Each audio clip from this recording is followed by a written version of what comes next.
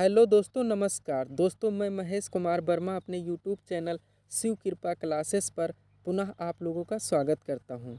दोस्तों, आज हम लोग अपने इस वीडियो में भूगोल विषय के महत्वपूर्ण प्रश्नों को देखेंगे जो हमारे आने वाले विभिन्न वनडे परीक्षाओं जैसे SSC, NTPC, UP triple SC, railway, UP police constable इत्यादि ग्रुप सी व ग्रुप डी परीक्षाओं में स्टैटिक जीके के रूप में यहाँ से प्रश्न बार बार पूछे जाते हैं। दोस्तों, ये भूगोल विषय का मैराथन वीडियो है जिसमें हम टोटल 100 प्रश्नों का अध्ययन करेंगे और इसका दूसरा भाग दोस्तों जल्द ही पब्लिश होगा। तो आइए दोस्तों, आपका ज़्यादा समय न लेते हुए हम लोग इसे पढ़ना आरंभ करते हैं।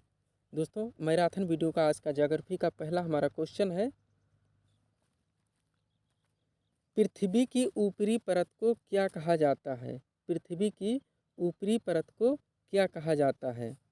तो दोस्तों, आप लोग जानते हैं पृथ्वी की ऊपरी परत को हम लोग मेंटल या भूपर्पटी या क्रस्ट कहते हैं। हमारा आंसर होगा दोस्तों, पृथ्वी की ऊपरी परत को भूपर्पटी या मेंटल या क्रस्ट कहा जाता है। अगला क्वेश्चन दोस्तों, हमारा क्वेश्चन नंबर 2, पृथ्वी में कौन सा तत्व सर्वाधिक मात्रा में पाया जाता है? दोस्तों, पृथ्वी में यहाँ पे आपसे पूछा जा रहा है दोस्तों, पृथ्वी में सर्वाधिक मात्रा में कौन सा तत्व पाया जाता है? तो वो है दोस्तों ऑक्सीजन। कितना है दोस्तों? 46%।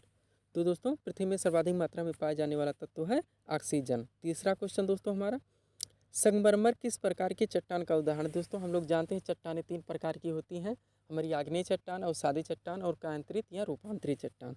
तो इसी से पूछा जा रहा है दोस्तों, संगमरमर जो है हमारा वो किस प्रकार के चट्टान का उदाहरण है? तो दोस्तों वह कायांतरित या रूपांतरित चट्टान का उदाहरण है। किस प्रकार का दोस्तों? कायांतरित या रूपांतरित चट्टान का उदाहरण है। हमारा अगला क्वेश्चन दोस्तों, धरातल के जिस स्थान पर सर्वप्रथम भूकंप का अनुभव किया जाता है? धरातल के जिस स्थान पर दोस्तों, यहाँ से कई तरह से क्वेश्चन बनते हैं। आप लोग जानते हैं फोर्स कहते हैं अधि केंद्र, उद्गम केंद्र, भूकंप मूल, एपिसेंटर दोस्तों अलग अलग नाम से जाने जाते हैं हिंदी और इंग्लिश में। तो दोस्तों, धरातल के जिस स्थान पर सर्वप्रथम भूकंप का अनुभव किया जाता है वह कहलाता है भूकंप अधिकेंद्र। क्या दोस्तों? भूकंप अधिकेंद्र। अगला क्वेश्चन, पृथ्वी के केंद्र में पाए जाने वाला चुंबकीय पदार्थ है? तो दोस्तों निकिल है। निकिल मतलब निकिल और फेरम। दोस्तों, आप लोग interior structure of the earth में पढ़े होंगे, पृथ्वी की आंतरिक संरचना में कि 3 परतें पाई जाती हैं, सियाल, सीमा और नीफे। तो लास्ट में जो दोस्तों सबसे अंदर या उसके केंद्र में कौन सा दोस्तों किस प्रकार की चट्टान पाई जाती हैं या चुंबकीय पदार्थ होता है? तो दोस्तों निकिल होता है, जिसका पूरा नाम है निकिल और फेरम। अगला क्वेश्चन दोस्तों हमारा क्वेश्चन नंबर 6, विश्व के सर्वाधिक भूकंप निम्न में से किस पेटी में आते हैं? हमें बताएं दोस्तों, किस पेटी में सर्वाधिक भूकंप आते हैं? तो दोस्तों, सर्वाधिक भूकंप परिप्रशांत महासागरीय मेखला या परिप्रशांत महासागरीय पेटी में आते हैं। दोस्तों, विश्व के 68% लगभग भूकंप इसी पेटी में आते हैं। अगला क्वेश्चन दोस्तों, रिक्टर स्केल से क्या मापा जाता है? आप लोग पढ़े होंगे दोस्तों रिक्टर स्केल। तो वहीं से पूछा जा रहा है दोस्तों, रिक्टर स्केल से क्या मापा जाता है? भूकंप की तीव्रता। और दोस्तों यहीं से एक और है, वो यंत्र कौन सा है दोस्तों जो भूकंप को मापता है? उसका नाम है सीस्मोग्राफ। सीस्मोग्राफ, सीस्मोग्राफ नामक यंत्र से मापा जाता है भूकंप को। और जो दोस्तों इसकी तीव्रता की माप की जाती है वो स्केल में की जाती है, उसको कहते हैं दोस्तों रिक्टर स्केल। हमारा अगला क्वेश्चन दोस्तों, भूकंपीय तरंगों को किस यंत्र से? रिपीटेड क्वेश्चन जो हम लोग अभी बात कर लिए हैं दोस्तों, वहीं से क्वेश्चन है क्वेश्चन नंबर 8, भूकंपीय तरंगों को किस यंत्र से मापा जाता है? तो सीस्मोग्राफ नामक यंत्र से मापा जाता है। अगला क्वेश्चन दोस्तों, वह कौन सा महाद्वीप है जहां एक भी ज्वालामुखी नहीं? दोस्तों वो है ऑस्ट्रेलिया महाद्वीप। कौन सा महाद्वीप दोस्तों? ऑस्ट्रेलिया महाद्वीप। ऑस्ट्रेलिया महाद्वीप में एक भी ज्वालामुखी नहीं है। हमारा अगला क्वेश्चन दोस्तों क्वेश्चन नंबर 10, लोयस का पठार है। लोयस का पठार पूछा जा रहा है दोस्तों। तो लोयस का पठार पवनकृत पठार है, यानी पवनों के द्वारा जो निक्षेपण होता है दोस्तों उससे बने पठार हैं। ये कौन सा दोस्तों? लोयस का पठार। आप लोग पढ़े होंगे दोस्तों, नदियों द्वारा बने हुए आकृति, पवन द्वारा बने हुए दोस्तों, और नदियों द्वारा दोस्तों, पवन द्वारा, और एक घाटियाँ हैं दोस्तों, क्या उसको कहते हैं? अभी ध्यान नहीं रहा, आगे बात करेंगे दोस्तों। इस तरह से इनसे आकृतियाँ बनती रहती हैं। जैसे पवन द्वारा दोस्तों हमारे ये है यार्डंग है, छत्रक शिला है, भूखंड है। तो इस तरह से दोस्तों इनके द्वारा विभिन्न आकृतियाँ बनती रहती हैं। उसी तरह से दोस्तों लोयस जो एक पठार है वो पवन कृति या पवनों द्वारा निक्षेपित एक पठार है। अगला क्वेश्चन दोस्तों क्वेश्चन नंबर हमारा 11, विश्व की सबसे बड़ी मीठे पानी की झील पूछी जा रही है दोस्तों। विश्व की सबसे बड़ी मीठी पानी की झील तो सुपीरियर झील है दोस्तों, जो कि यूएसए यानी संयुक्त राज्य अमेरिका में स्थित है सुपीरियर झील, जो विश्व की सबसे बड़ी मीठे पानी की झील है। यहीं से क्वेश्चन एक और बन जाता है दोस्तों, सुन ले, ये इस वीडियो में नहीं है दोस्तों। वो है क्वेश्चन दोस्तों, विश्व की सबसे बड़ी खारे पानी की झील। ये मीठी पानी की झील है दोस्तों सुपीरियर, और खारे पानी की सबसे बड़ी है दोस्तों वो है कैस्पियन सागर झील, जो रूस में है। अगला क्वेश्चन दोस्तों, क्वेश्चन नंबर हमारा 12, ग्रहों की गति का नियम। ग्रहों की गति का नियम काफ़ी इंपॉर्टेंट क्वेश्चन दोस्तों, ये सब आप जानते होंगे स्टैटिक जीके के रूप में सारे वनडे एग्जामों में यहाँ से प्रश्न पूछे जाते हैं। तो दोस्तों ग्रहों की गति का नियम किसने प्रतिपादित किया? वो किया था दोस्तों केपलर ने। ग्रहों की गति का नियम केपलर ने। अगला क्वेश्चन दोस्तों, सूर्य के धरातल का तापमान। सूर्य के, क्वेश्चन नंबर हमारा 13 है, सूर्य के धरातल का तापमान लगभग कितना होता है? तो दोस्तों होता है 6000 डिग्री सेल्सियस सूर्य के धरातल का तापमान। अगला क्वेश्चन दोस्तों, सूर्य के संगठन में सहायक गैस हैं। सूर्य के संगठन में दोस्तों वैसे बहुत सारी गैसें हैं, लेकिन मुख्य रूप से हमारी दो गैसें हैं, हीलियम एवं हाइड्रोजन। हीलियम एवं हाइड्रोजन। अगला क्वेश्चन दोस्तों हमारा क्वेश्चन नंबर 15, बिना उपग्रह वाले ग्रह हैं। बिना उपग्रह वाले ग्रह हैं बुध एवं शुक्र। कौन से दोस्तों? बुध एवं शुक्र। ये दो ऐसे ग्रह हैं दोस्तों जिनका कोई भी उपग्रह नहीं है। यहीं से क्वेश्चन और बनता है दोस्तों, क्वेश्चन तो कई सारे बनते हैं जो हम आगे बात करेंगे ही दोस्तों। यहीं से क्वेश्चन ये आता है कि वो कौन से दो ग्रह हैं जो दोस्तों पूर्व से पश्चिम यानी वामावर्त दिशा में दोस्तों घूमते हैं, तो है शुक्र और अरुण। लेकिन यहाँ पे क्वेश्चन दोस्तों बिना उपग्रह वाले ग्रह तो है बुध एवं शुक्र। हमारा अगला क्वेश्चन दोस्तों क्वेश्चन नंबर 16, पृथ्वी के अतिरिक्त किस ग्रह पर वायुमंडल पाया जाता है? दोस्तों आप लोग सुने होंगे, करंट का भी क्वेश्चन है। पृथ्वी के अतिरिक्त किस ग्रह पर वायुमंडल पाया था? तो वो है हमारा मंगल ग्रह। मंगल ग्रह को हम लोग दोस्तों लाल ग्रह के रूप में भी जानते हैं। अगला क्वेश्चन दोस्तों क्वेश्चन नंबर 17, पृथ्वी की अपनी कक्षा में गति बताना है दोस्तों। पृथ्वी की अपनी कक्षा में गति तो है दोस्तों पश्चिम से पूर्व। पृथ्वी की अपनी कक्षा में जो गति है दोस्तों वो है पश्चिम से पूर्व। अगला क्वेश्चन दोस्तों 18 नंबर क्वेश्चन, पृथ्वी पर दिन एवं रात होने का कारण। दिन एवं रात होने का कारण दोस्तों वो है पृथ्वी का अपने अक्ष पर घूर्णन। पृथ्वी जब अपने अक्ष पर दोस्तों घूर्णन करती है तो उस कारण से दिन एवं रात होते हैं। यहीं से दोस्तों वार्षिक जो तापांतर या ऋतुएं कैसे बदलती है ऐसा क्वेश्चन बनता है। तो वह है दोस्तों पृथ्वी का अपने अक्ष पर परिक्रमण, जो सूर्य की परिक्रमा चारों तरफ करती है दोस्तों, उससे ऋतुओं में परिवर्तन होता है, और जो अपने कक्ष में चारों तरफ घूमती है उससे दिन एवं रात होते हैं। अगला क्वेश्चन दोस्तों क्वेश्चन नंबर 19, सूर्य और पृथ्वी के बीच न्यूनतम दूरी। दोस्तों न्यूनतम दूरी कब होती है पूछा ना। सूर्य एवं पृथ्वी, जब पृथ्वी सूर्य की परिक्रमा करती है तो कौन सा दिन है या समय है कि जब पृथ्वी सूर्य से सर्वाधिक नज़दीक होती है? तो दोस्तों 3 जनवरी को। कब दोस्तों? 3 जनवरी को। इसको उपसौर के नाम से जाना जाता है। दूसरा है क्वेश्चन यहीं से दोस्तों, इसका उल्टा क्वेश्चन 20 नंबर क्वेश्चन, सूर्य एवं पृथ्वी के बीच अधिकतम दूरी बताना है दोस्तों, तो वो होगा हमारा अपसौर, यानी कब होगा दोस्तों? 4 जुलाई को। हमारा अगला क्वेश्चन दोस्तों क्वेश्चन नंबर 21, निम्नलिखित में से किस तिथि को दिन और रात बराबर होते हैं? दिन और रात बराबर होते हैं तो दोस्तों वो होते हैं 21 मार्च एवं 23 सितंबर को। दोस्तों जब पृथ्वी सूर्य की परिक्रमा करती है तो भूमध्य रेखा पर 21 मार्च और एवं 23 सितंबर को, 21 मार्च को आने वाले टाइम में उत्तरी गोलार्ध में और 23 सितंबर को जाने वाले टाइम में दोस्तों, जब पृथ्वी दक्षिण की ओर जाती है सूर्य की परिक्रमा करते हुए, तो 23 सितंबर को जब भूमध्य रेखा पर पहुंचती है तब दोस्तों दिन रात बराबर होते हैं। और आने वाले टाइम दोस्तों 21 मार्च को, तो 21 मार्च एवं 23 सितंबर को जो हम लोग बसंत विषु शरद विषु के नाम से जानते हैं, 21 मार्च एवं 23 सितंबर को पड़ता है। इस दिन दोस्तों पृथ्वी पर दिन एवं रात बराबर होते हैं। अगला क्वेश्चन दोस्तों, यहीं से एक क्वेश्चन और है दोस्तों, उत्तरी गोलार्ध में सबसे बड़ा दिन वो होता है दोस्तों 21 जून को। सबसे बड़ा दिन यानी दोस्तों सबसे बड़ा तापांतर या सबसे बड़ा दिन वो उत्तरी गोलार्ध में दोस्तों 21 जून को, और सबसे छोटा दिन दोस्तों वो है 22 दिसंबर को। इसी का उल्टा बोल देंगे दोस्तों, तो उत्तरी गोलार्ध में सबसे छोटा दिन तो होगा आपका 22 दिसंबर, और दक्षिणी गोलार्ध में सबसे बड़ा दिन तो वो होगा 21 जून। दोस्तों वहाँ पे 21 जून छोटी रात और हमारी बड़ी रात, और हमारे यहाँ 21 जून बड़ा दिन।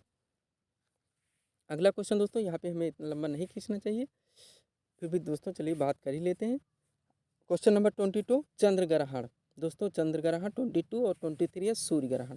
तो हमें पहले 22 पढ़ें दोस्तों, चंद्र ग्रहण कब होता है? चंद्र ग्रहण का कारण है दोस्तों, तो सूर्य और चंद्रमा के बीच जब पृथ्वी आ जाती है दोस्तों, सूर्य एवं चंद्रमा के बीच, हम दोस्तों अभी चंद्र ग्रहण की बात कर रहे हैं, तो चंद्र ग्रहण दोस्तों सूर्य और चंद्रमा के बीच जब पृथ्वी आ जाती है तो सूर्य का संपूर्ण प्रकाश जो पृथ्वी पर नहीं पहुंचता, चंद्रमा पर नहीं पहुंचता है, उसी को हम चंद्र ग्रहण के रूप में जानते हैं।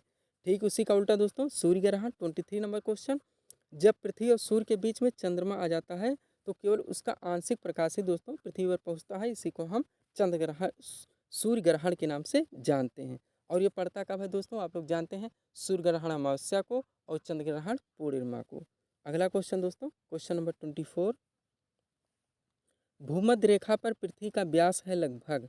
भूमध्य रेखा पे हमें बताने दोस्तों, भूमध्य रेखा या विषुवत रेखा आप लोग जानते हैं, भूमध्य मतलब जो पृथ्वी को बीचों बीच से काट दे उसे भूमध्य रेखा कहते हैं, इसी को जीरो डिग्री भी कहा जाता है, आप लोग जानते ही होंगे।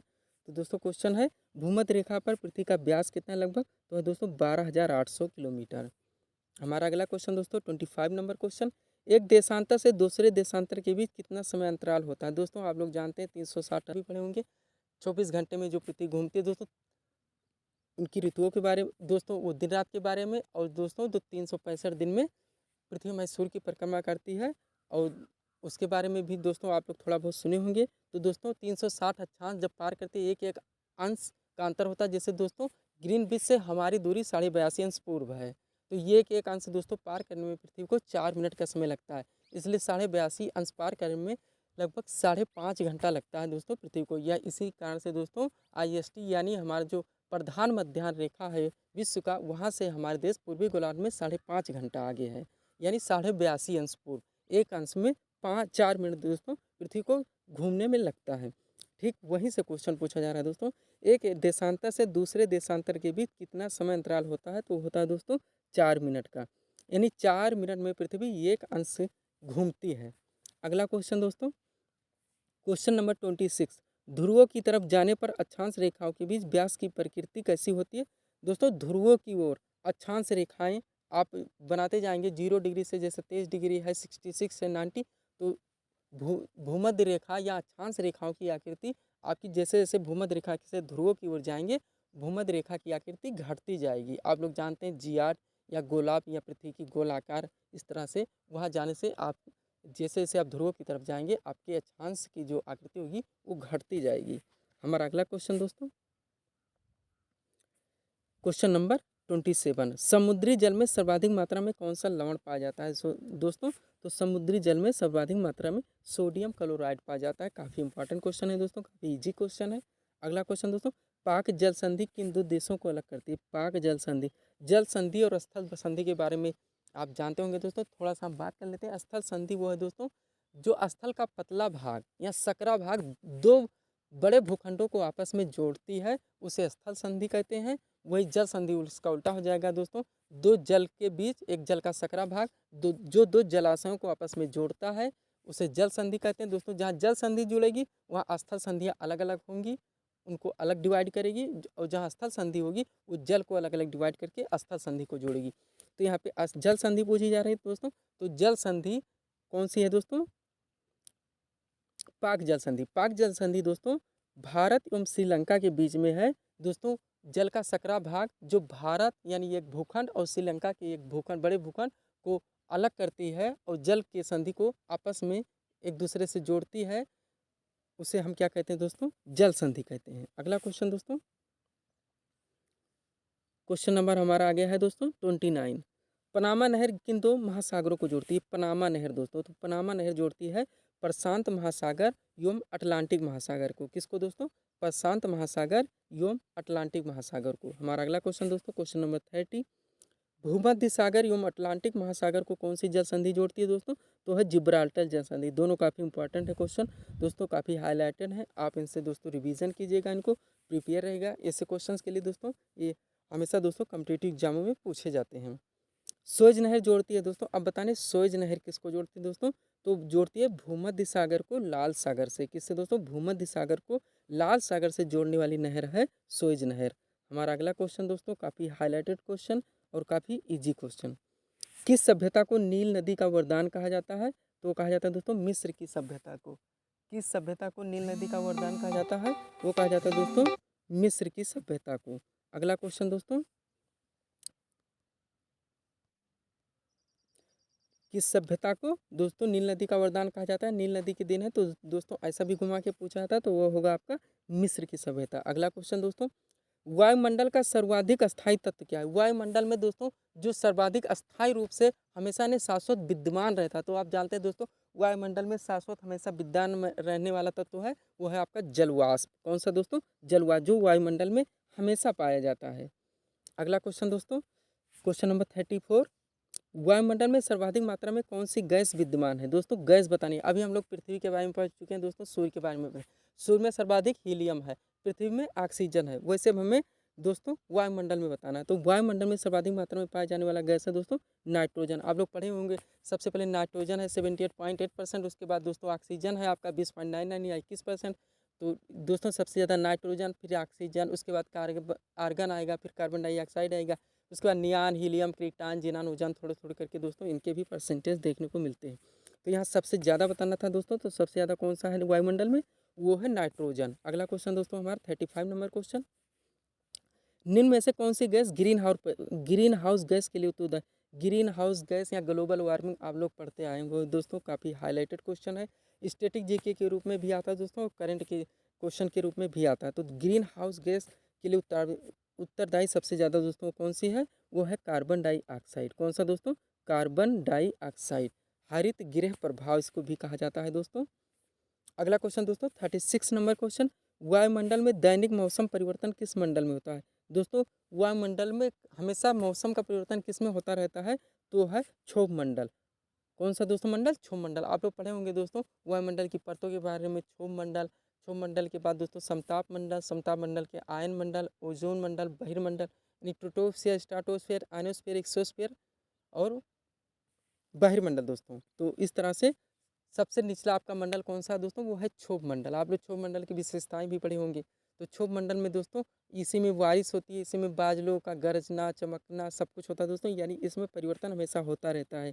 तो सबसे ज़्यादा परिवर्तन किस में होता है दोस्तों? वो है क्षोभ मंडल में। इसके ऊपर आपका समताप आएगा दोस्तों, ओजोन आएगा, आयन आएगा। आयन के बारे में आप लोग जानते ही होंगे, सारी सैटेलाइटें यहाँ से चलती हैं। समताप में दोस्तों सारे एलोपेरेंस वगैरह सब कुछ होते हैं दोस्तों। समताप मंडल के ऊपरी भाग में ही ओजोन परत का भी विस्तार है, इसके बारे में भी आप लोग पढ़े होंगे दोस्तों। चलिए वहीं से दोस्तों एक ओजोन से ही क्वेश्चन भी आ गया है 37 नंबर, ओजोन परत कहाँ स्थित है दोस्तों? ये रहा आपका समताप मंडल दोस्तों, वही जो हम लोगों ने अभी बात कर लिया है। अगला क्वेश्चन दोस्तों 38 नंबर क्वेश्चन, वायु दाब में अचानक आने वाली कमी किस परिघटना की सूचक है? वायु दाब में जब अचानक कमी आ जाए दोस्तों तो किस परिघटना की सूचक है? वो है स्वच्छ मौसम का दोस्तों, कि अब स्वच्छ मौसम रहेगा। अगला क्वेश्चन दोस्तों वायु दाब से ही है, वायु दाब को किस यंत्र से मापा जाता है दोस्तों? काफ़ी इंपॉर्टेंट क्वेश्चन, काफ़ी इजी क्वेश्चन दोस्तों, बार बार स्टैटिक जी के रूप में ऐसे प्रश्न दोस्तों घूम घूम कर पूछे जाते हैं, आप लोग जानते ही हैं। तो दोस्तों वायु दाब को किस यंत्र से मापा जाता है? तो तो इसका आंसर होगा दोस्तों बैरोमीटर। कौन सा दोस्तों? बैरोमीटर से मापा जाता है, वायु दाब को बैरोमीटर से मापा जाता है। अगला क्वेश्चन दोस्तों, डोलड्रम पेटी या शांत पेटी आप लोग पढ़े होंगे दोस्तों, डोलड्रम पेटी या शांत पेटी, ये दोनों एक ही का नाम है दोस्तों। डोलड्रम पेटी या शांत पेटी का विस्तार कहाँ पाया जाता है? तो इसका विस्तार पाया जाता है दोस्तों भूमध्य रेखा विषुवत रेखा के दोनों अक्षांशों में, यानी उत्तरी अक्षांश और दक्षिणी अक्षांश, यानी उत्तरी गोलार्ध और दक्षिणी गोलार्ध में, भूमध्य रेखा के उत्तरी गोलार्ध या दक्षिणी गोलार्ध में, भूमध्य रेखा से लेकर 5 डिग्री उत्तर और 5 डिग्री दक्षिण, या आप ऐसे भी कहते हैं 0 डिग्री से लेकर 5 डिग्री उत्तरी और दक्षिणी अक्षांशों में डोलड्रम पेटी या शांत पेटी का विस्तार पाया जाता है। अगला क्वेश्चन दोस्तों हमारा क्वेश्चन नंबर 41, किस मेघ से अत्यधिक वर्षा होती है? किस मेघ से अत्यधिक वर्षा होती है? तो दोस्तों वो होती है वर्षा स्तरीय मेघ से। कौन सी? वर्षा, जो झमझम करके दोस्तों वर्षा लंबे समय तक होती रहती है, वो हमारी वर्षा स्तरीय मेघ से होती है। वर्षा कपासी भी आता है दोस्तों, वो तूफानी वर्षा कह लीजिए दोस्तों, या आप कहते हैं दोस्तों मूसलाधार बारिश जो होती है वो हमारी वर्षा कपासी से होती है। लेकिन जो झमझम करके दोस्तों लंबे समय अंतराल तक वर्षा होती रहती है, वो हमारी वर्षा स्तरीय मेघ से होती है। अगला क्वेश्चन दोस्तों 42 नंबर क्वेश्चन, निम्नलिखित में से किस क्षेत्र में साल भर वर्षा होती है? साल भर वर्षा किस क्षेत्र में होती है दोस्तों? होती है भूमध्य रेखीय वर्षा में। दोस्तों आप लोग जानते हैं भूमध्य रेखीय क्षेत्रों में तापांतर में दोस्तों दैनिक तापांतर में काफ़ी परिवर्तन होता है, वहाँ ऋतुएं बनती ही रहती हैं, इसलिए दोस्तों वहाँ बारिश हमेशा लगभग शाम के टाइम होती ही रहती है। तो वही पूछा जा रहा है दोस्तों, भूमध्य निम्नलिखित में से किस क्षेत्र में साल भर वर्षा होती है? तो वो भूमध्य रेखीय क्षेत्र में। कौन से क्षेत्र में दोस्तों? भूमध्य रेखीय क्षेत्र में। हमारा अगला क्वेश्चन दोस्तों 43 नंबर क्वेश्चन, समान वर्षा की मात्रा वाले स्थानों को मिलाने वाली रेखा, समान वर्षा की मात्रा वाले स्थानों को मिलाने वाली रेखा को क्या कहते हैं? आइसोहाइड रेखा। कौन सी रेखा? आइसोहाइड रेखा। अगला क्वेश्चन दोस्तों क्वेश्चन नंबर 44, वायुमंडल की आर्द्रता। अब आर्द्रता मापने वाला यंत्र दोस्तों हमें बताना है, तो वायुमंडल की आर्द्रता मापने वाला यंत्र कौन सा है दोस्तों? वो है आपका हाइड्रोमीटर। अगला दोस्तों क्वेश्चन नंबर 45, ओजोन परत पृथ्वी के लोगों की रक्षा करती है। ओजोन परत दोस्तों आप लोग पढ़ चुके हैं, जो समताप मंडल में आपको पाई जाती है, वो हमें किससे रक्षा करती है? तो वो करती है दोस्तों सूर्य से निकलने वाली पराबैंगनी किरणों से। सूर्य से निकलने वाली पराबैंगनी किरणों से। दोस्तों ये स्टैटिक जीके का भी क्वेश्चन है, करंट का भी क्वेश्चन है, वो काफ़ी इंपॉर्टेंट क्वेश्चन है। अगला क्वेश्चन दोस्तों 46 नंबर क्वेश्चन, चीन सागर में आने वाले उष्णकटिबंधीय चक्रवात को क्या कहा जाता है? उष्णकटिबंधीय चक्रवात को जो चीन सागर में आते हैं, हम उनसे किस नाम से जानते हैं? टाइफून नाम से जानते हैं। किस नाम से दोस्तों? टाइफून। और टाइफून के बारे में अब यहीं पर एक चीज़ आप ध्यान रखिए दोस्तों, ऐसा भी बोल लेता है टाइफून जो है वो कैसा चक्रवात है? तो वो उष्णकटिबंधीय चक्रवात है। कैसा चक्रवात दोस्तों? उष्णकटिबंधीय। आपको शीतोष्णकटिबंधीय, शीतकटिबंधीय जैसे भी विकल्पों में दिए जा सकते हैं दोस्तों। जीएस कैसे भी घुमा के पूछा जा सकता है। अगला क्वेश्चन दोस्तों 47 नंबर क्वेश्चन, काफ़ी इंपॉर्टेंट क्वेश्चन, ब्राज़ील किसका प्रमुख उत्पादक है? आप लोग जानते हैं ब्राज़ील प्रमुख कॉफ़ी का है। कॉफ़ी का है दोस्तों, ब्राज़ील मुख्य रूप से कॉफ़ी का प्रमुख उत्पादक देश है। और दोस्तों इसका एक बंदरगाह है, जो अगला क्वेश्चन हमारा भी है, सैंटोस बंदरगाह। यहाँ से काफ़ी निर्यात मुख्य रूप से होता है, इसलिए काफ़ी दोस्तों काफ़ी पत्तन के नाम से भी जाना जाता है, या काफ़ी वाला बंदरगाह भी कहते हैं इसको दोस्तों। तो ये काफ़ी पत्तन के नाम से भी जाना जाता है।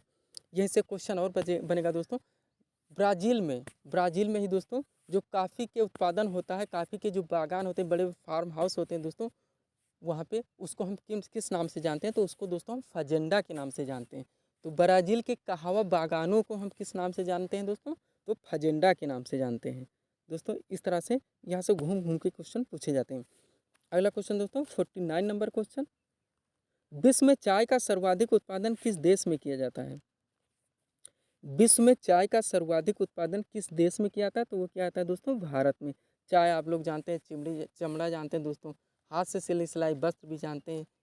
ये सब हमारे भारत के प्रमुख दोस्तों उत्पादक चीज़ें हैं, वस्तुएं हैं। अगला क्वेश्चन दोस्तों 50 नंबर क्वेश्चन, विश्व में प्राकृतिक रबड़ का उत्पादन किस देश में सर्वाधिक होता है? ये पूछा जा रहा है दोस्तों 50 नंबर में। प्राकृतिक रबड़ आप ध्यान दीजिएगा, प्राकृतिक रबड़ सर्वाधिक कहाँ पे उत्पादित होता है दोस्तों? वो इंडोनेशिया में है। यहीं से 51 नंबर क्वेश्चन है दोस्तों, वो कृत्रिम रबड़ पूछा जा रहा है। तो कृत्रिम रबड़ का संयुक्त राज्य अमेरिका यानी यूएसए होगा, यानी प्राकृतिक रबड़ इंडोनेशिया विश्व में सर्वाधिक, और कृत्रिम रबड़ का विश्व में सर्वाधिक वो होगा यूएसए यानी संयुक्त राज्य अमेरिका। अगला क्वेश्चन, दुग्ध उत्पादन में किस देश का प्रथम स्थान है? दुग्ध उत्पादन में दोस्तों तो चीन का है। कौन सा दोस्तों? चीन का। अगला क्वेश्चन दोस्तों काफ़ी इंपॉर्टेंट क्वेश्चन, हरित क्रांति से जुड़ा है, तो पढ़ते हैं दोस्तों इसको। 53 नंबर, हरित क्रांति का जनक किसे माना जाता है? नॉर्मन ई बोरलॉग को माना जाता है। आप लोग जानते हैं, काफ़ी बार पूछा गया है दोस्तों, काफ़ी हाईलाइटेड, काफ़ी इजी क्वेश्चन है। विश्व में हरित क्रांति का जनक किसे कहा जाता है दोस्तों? Norman E Borlaug. यही से एक क्वेश्चन और बनता है दोस्तों कि भारत में हरित क्रांति का जनक किसे कहा जाता है? तो कहता है एम एस स्वामीनाथन को। किसको दोस्तों? एम एस स्वामीनाथन को। अगला क्वेश्चन दोस्तों सेरीकल्चर का संबंध है, काफ़ी इंपॉर्टेंट क्वेश्चन। तो सेरीकल्चर का संबंध है दोस्तों रेशम कीट पालन से। किससे दोस्तों? रेशम कीट पालन से। अगला क्वेश्चन दोस्तों 55 नंबर क्वेश्चन, विश्व का सबसे बड़ा यूरेनियम उत्पादक देश आपको बताना है दोस्तों, तो वो है कनाडा। विश्व में सर्वाधिक यूरेनियम दोस्तों कनाडा में उत्पादित होता है। और अगला क्वेश्चन दोस्तों 56 नंबर क्वेश्चन, हमें चांदी का सबसे बड़ा उत्पादक देश बताना है दोस्तों विश्व में, तो हो जाएगा आपका मैक्सिको दोस्तों, मैक्सिको। अगला क्वेश्चन दोस्तों, पिग्मी जनजात निवासी है, काफ़ी इंपॉर्टेंट क्वेश्चन है दोस्तों। पिग्मी जनजात निवासी है, तो पिग्मी कहाँ की निवासी है दोस्तों? वो है कांगो की। कहाँ की? कांगो की। अगला क्वेश्चन दोस्तों 58 नंबर दो क्वेश्चन, किस देश का प्राचीन नाम पर्सिया है? किस देश का प्राचीन नाम पर्सिया है? तो दोस्तों ईरान का प्राचीन नाम पर्सिया है। ईरान का प्राचीन नाम पर्सिया है। अगला क्वेश्चन दोस्तों, बगदाद किस नदी के किनारे स्थित है? बगदाद हमें बताना है दोस्तों किस नदी के किनारे स्थित है? तो टिग्रिस नदी के किनारे स्थित है। टिग्रिस नदी के किनारे। विश्व का सबसे बड़ा डेल्टा है, विश्व का सबसे बड़ा डेल्टा है दोस्तों, वो है गंगा ब्रह्मपुत्र का डेल्टा। आप लोग जानते हैं, काफ़ी इजी क्वेश्चन, काफ़ी इंपॉर्टेंट क्वेश्चन। विश्व का सबसे बड़ा डेल्टा गंगा ब्रह्मपुत्र नदी का डेल्टा, और बगदाद दोस्तों टिग्रिस नदी के किनारे या तट पर स्थित है दोस्तों। ये नदियों के किनारे बसे हुए विश्व के प्रमुख नगर और भारत के प्रमुख नगर, इसका हम दोस्तों और स्पेशल वीडियो बनाएंगे दोस्तों। इसलिए आप हमारे चैनल सिक्योरिफाई क्लासेस को सब्सक्राइब रखें, ऑल पर सिलेक्ट रखें दोस्तों, ताकि हमारे सारे वीडियोज़ आप क्रम से देख सकें। अगला क्वेश्चन पढ़ते हैं दोस्तों, सवाना और बेल्ट ये दो घास के मैदान है। 61 62 नंबर क्वेश्चन दोस्तों, काफ़ी इंपॉर्टेंट क्वेश्चन है, आप लोग जानते ही हैं। तो दोस्तों 61 सवाना का पूछा जा रहा है दोस्तों। ये दोस्तों उष्णकटिबंधीय घास का मैदान है। एक चीज़ और जानिएगा, सवाना केवल सवाना जो यहाँ पे दिया है दोस्तों वो उष्णकटिबंधीय घास का मैदान है, और जो बेल्ट दिया हुआ है 62 क्वेश्चन में वो शीतोष्णकटिबंधीय घास का मैदान है। यहाँ से भी क्वेश्चन पूछे जाते हैं दोस्तों। अब हम 61 पे बात करते हैं दोस्तों। सवाना घास का मैदान जो उष्णकटिबंधीय घास का मैदान है वो कहाँ पे स्थित है दोस्तों, वो आपका उत्तरी अफ्रीका में है। और बेल्ट जो शीतोष्ण घास कटिबंधीय घास का मैदान है वो आपका दक्षिणी अफ्रीका में स्थित है। ये चीज़ आप ध्यान रखिएगा दोस्तों। 63 नंबर क्वेश्चन, भारत की स्थलीय सीमा की लंबाई पूछी जा रही है दोस्तों। आपको बताने तो है भारत की स्थलीय सीमा की लंबाई। दोस्तों आप लोग जानते हैं भारत के कुछ राज्य कुछ सीमाएं स्थल की तरफ स्थित है, यानी स्थल से अटैच करती हैं, और कुछ जल से अटैच करती हैं। ठीक वहीं से पूछा रहा है। तो यहाँ पर केवल स्थलीय सीमा की लंबाई दोस्तों उत्तरी एरिया की हमें बताने, दक्षिणी एरिया भारत के आप लोग जानते हैं जल से घिरा, उत्तरी एरिया स्थल से घिरा है। तो स्थलीय सीमा की लंबाई हमें जो बतानी दोस्तों वो कितनी है, 15,200 किलोमीटर। और जो जलीय सीमा की लंबाई है दोस्तों भारत की वो है 6100 किलोमीटर। लेकिन यहीं से क्वेश्चन और बनता है दोस्तों, भारत के कुछ द्वीप भी हैं, आप लोग जानते ही होंगे दोस्तों कि मुख्य भूमि के छोड़कर भारत के जैसे लक्षद्वीप है, अंडमान निकोबार में भी बहुत सारे द्वीप हैं। तो इन समस्त द्वीपों के अगर दोस्तों तट रेखा को जोड़ लिया जाए और भारत के तट रेखा को मुख्य भारत के तट रेखा को जोड़ लिया जाए और तब पूछा जाए दोस्तों तट रेखा की लंबाई, तो आपका आंसर होगा दोस्तों 7516.6 किलोमीटर, जो आपके क्वेश्चन नंबर दोस्तों 65 का आंसर बनता है। यानी द्वीपों सहित भारत के तट रेखा की लंबाई 7516.6 किलोमीटर। यहीं से दो चार क्वेश्चन और बनते हैं दोस्तों, भारत की पूर्व पश्चिम की लंबाई और उत्तर दक्षिण की लंबाई। तो दोस्तों भारत के पूरब पश्चिम की लंबाई है 2933 किलोमीटर, पूरब पश्चिम की लंबाई 2933 किलोमीटर, और उत्तर दक्षिण की लंबाई दोस्तों 3214 किलोमीटर। और स्थल रेखा की हम लोग बात कर लिए दोस्तों 15,200 किलोमीटर, तट रेखा की लंबाई 6100 किलोमीटर, और लक्षद्वीप और अंडमान द्वीप समूह के समस्त द्वीपों को अगर जोड़कर भारत के तट रेखा की लंबाई पूछा जाए तब आपका आंसर बनेगा जो 65 नंबर क्वेश्चन में है दोस्तों 7516.6 किलोमीटर। अगला क्वेश्चन चलते हैं दोस्तों 66 नंबर क्वेश्चन, भारतीय राज्यों में किस राज्य की सबसे अधिक लंबी तटरेखा है। तो गुजरात की दोस्तों, काफ़ी इंपॉर्टेंट काफ़ी ईजी, हम लोग बार बार पढ़ते चले जा रहे हैं। गुजरात की तटरेखा सबसे लंबी है और गोवा की सबसे छोटी है। आप लोग जानते हैं दोस्तों गोवा है ही छोटा, तो उसकी तटरेखा कहाँ से बड़ी हो जाएगी। तो चलिए दोस्तों 67 नंबर क्वेश्चन चलते हैं, क्षेत्रफल की दृष्टि से भारत का सबसे बड़ा राज्य कौन सा है दोस्तों, राजस्थान है। क्षेत्रफल की दृष्टि से भारत का सबसे बड़ा राज्य दोस्तों वो राजस्थान है। दूसरे पर हमारा एमपी आता है दोस्तों, तीसरे पे महाराष्ट्र आता है, चौथे पे हमारा उत्तर प्रदेश आता है। पहले दोस्तों आप लोग जानते हैं चौथे नंबर पे आंध्रा आता था, लेकिन आंध्रा और तेलंगाना दोस्तों एक राज्य को दो में विभाजित होने के कारण वो राज्य दोस्तों अब चौथे नंबर पे हमारा उत्तर प्रदेश हो गया है, पहले जो आंध्र प्रदेश हुआ करता था। तो प्रथम स्थान दोस्तों जी हाँ पूछा गया क्षेत्रफल की दृष्टि से भारत का प्रथम राज्य वो है राजस्थान, दूसरे पर एमपी यानी मध्य प्रदेश, तीसरे पे महाराष्ट्र, चौथे पर हमारा उत्तर प्रदेश। अगला क्वेश्चन दोस्तों देखते हैं 68 नंबर क्वेश्चन, हिमालय पर्वत का सबसे बड़ा ग्लेशियर बताना है, तो वह है सियाचिन। अगला क्वेश्चन दोस्तों, अरावली पर्वत उदाहरण है अवशिष्ट पर्वत का। दोस्तों अरावली अवशिष्ट पर्वत का उदाहरण, यानी ये दोस्तों प्री कैम्ब्रियन काल का पर्वत है, सबसे पुराना पर्वत है दोस्तों, विश्व में सबसे पुराने पर्वतों में माना जाने वाला एक दोस्तों पर्वत है ये। इसके दोस्तों समकक्ष एक पर्वत आपको संयुक्त राज्य अमेरिका में भी मिलेगा पढ़ने के लिए, जिसका नाम है दोस्तों अपलेशियन पर्वत। अपलेशियन पर्वत, अरावली पर्वत दोस्तों विश्व के सबसे प्राचीनतम पर्वतों की श्रेणी में आते हैं। अगला क्वेश्चन दोस्तों, क्वेश्चन नंबर 70, गोदावरी नदी का उद्गम स्थान बताना है दोस्तों, तो है ब्रह्मगिरी पहाड़ी। कहाँ है दोस्तों, ब्रह्मगिरी, गोदावरी ब्रह्मगिरी पहाड़ी। अगला क्वेश्चन दोस्तों, क्वेश्चन नंबर 71, सुंदरवन का डेल्टा जो हम लोग पढ़ चुके हैं दोस्तों, गंगा ब्रह्मपुत्र से के नदियों से के कारण से बनता है दोस्तों ब्रह्मपुत्र। सुंदरवन का डेल्टा गंगा ब्रह्मपुत्र के द्वारा लाई गई दोस्तों मिट्टियों से बना हुआ डेल्टा है। तो दोस्तों वही रिपीटेड क्वेश्चन है 71, सुंदरवन का डेल्टा कौन सी नदी बनाती है, गंगा एवं ब्रह्मपुत्र। अगला क्वेश्चन दोस्तों 72 नंबर क्वेश्चन, प्रायद्वीपीय भारत की सबसे बड़ी नदी, हमें दक्षिणी भारत की सबसे बड़ी नदी बतानी है दोस्तों, हम लोग जानते हैं गोदावरी है, उत्तरी भारत की हमारी दोस्तों गंगा है। अगला क्वेश्चन दोस्तों 73 नंबर क्वेश्चन, जमशेदपुर किस नदी के तट पर स्थित है, तो जमशेदपुर दोस्तों आप लोग जानते ही हैं उद्योग नगरी है। तो जमशेदपुर किस नदी के तट पर स्थित है? वो है स्वर्णरेखा नदी के तट पर। अगला क्वेश्चन दोस्तों हम लोग चलते हैं 74। दोस्तों सब्सक्राइब कीजिए हमारे चैनल शिवकृपा क्लासेस को और इसी तरह के दोस्तों आप क्रमवार वीडियो देखते रहिए। दोस्तों हमारे चैनल पे लूसेंट के समस्त वीडियोस सारे सब्जेक्ट के दोस्तों NCERT 6 to 12, UPSC prelims practice set दोस्तों, UPPSC RO दोस्तों 2022 तमाम दोस्तों कॉम्पिटिटिव एग्जामों के यहाँ प्रैक्टिस सेट आपको दिए जा रहे हैं। तो दोस्तों हमारे चैनल शिवकृपा क्लासेस से जुड़ें और अपने होने जा रहे विभिन्न एग्जामों में दोस्तों आप अनिवार्य रूप से आप अपना दोस्तों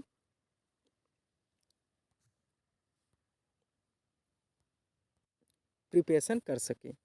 चलिए दोस्तों क्वेश्चन नंबर 74 करते हैं।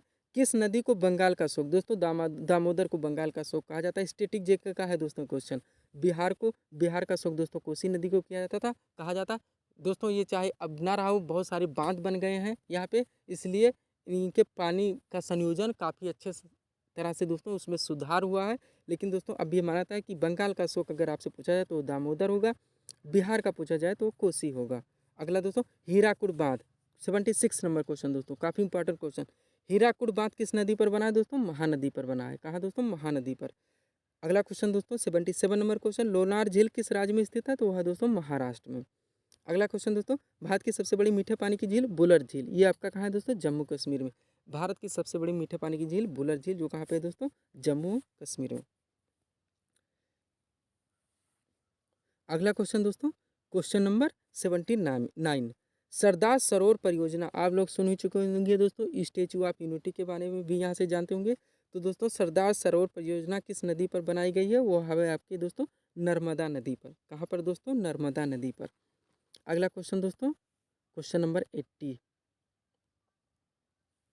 बगलिहार जल विद्युत परियोजना की स्थापना किस नदी पर की जा रही है? बगलिहार जल विद्युत परियोजना 80 नंबर क्वेश्चन दोस्तों। तो बगलिहार जल विद्युत परियोजना की स्थापना दोस्तों चिनाब नदी पर की जा रही है। किस पर? चिनाब नदी पर।